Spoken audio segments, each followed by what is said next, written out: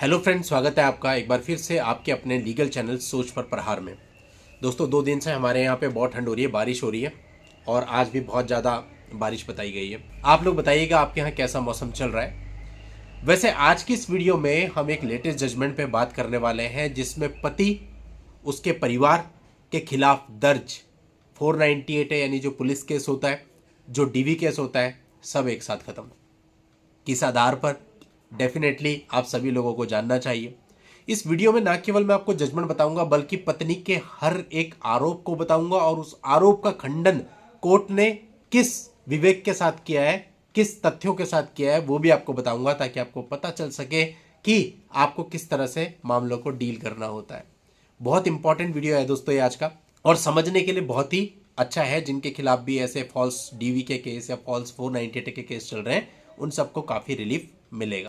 आखिरी तक वीडियो में बने रहना। अभी तक भी चैनल को सब्सक्राइब नहीं किया है तो फटाफट चैनल को सब्सक्राइब करके नोटिफिकेशन बेल पर जरूर क्लिक कर लेना, क्योंकि इस चैनल पर इस प्रकार की वीडियोज निरंतर मैं आपके लिए लाता रहता हूं। दोस्तों देखिए, इस मामले के अंतर्गत पति और उसके परिवार पर 498 है, 406, 34 आईपीसी में एक एफआईआर दर्ज थी। साथ ही घरेलू हिंसा अधिनियम के अंतर्गत भी एक मामला चल रहा था। अब पति और उसके परिवार वाले इन मामलों को क्वैश कराने के लिए हाईकोर्ट में आए थे।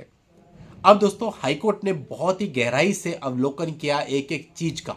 अब एक चीज तो जो कॉमन ही होती है कि आरोप सामान्य थे और स्पष्ट थे, जिससे कि किसी भी अपराध का कोई ठोस सबूत पता नहीं चलता है, ये तो कोर्ट ने माना ही।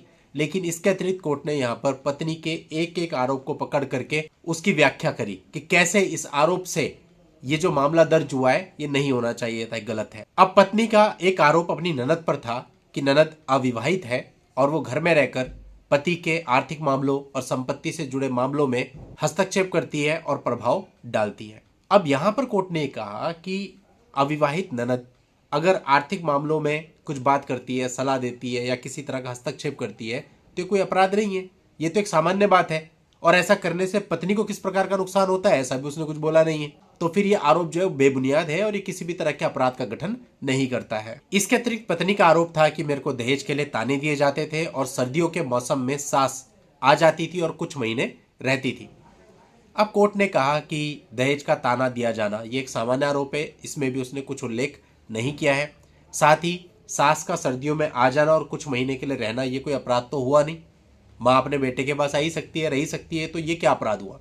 इससे भी कोई अपराध नहीं बनता, ना ही 498 अट्रैक्ट होता है। पत्नी का यह भी आरोप था कि उससे परिवार के एक बच्चे की जिम्मेदारी लेने का दबाव बनाया गया है। अब कोर्ट ने यहां पर इसके संबंध में यह कहा कि किसी पारिवारिक सदस्य की देखभाल करने के लिए या मदद करने के लिए कहना कोई अपराध नहीं होता है, और यह भी किसी भी तरह से 498 के अंतर्गत क्रूरता में नहीं आता है। अब बात कर लेते हैं 406 आईपीसी की। ये तो 498 से संबंधित हो गए।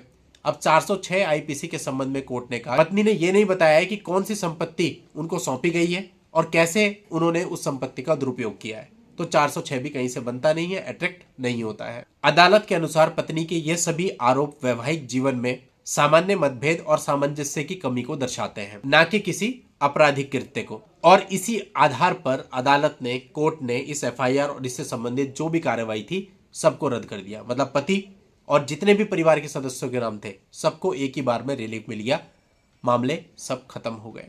तो दोस्तों ये एक लेटेस्ट जजमेंट है।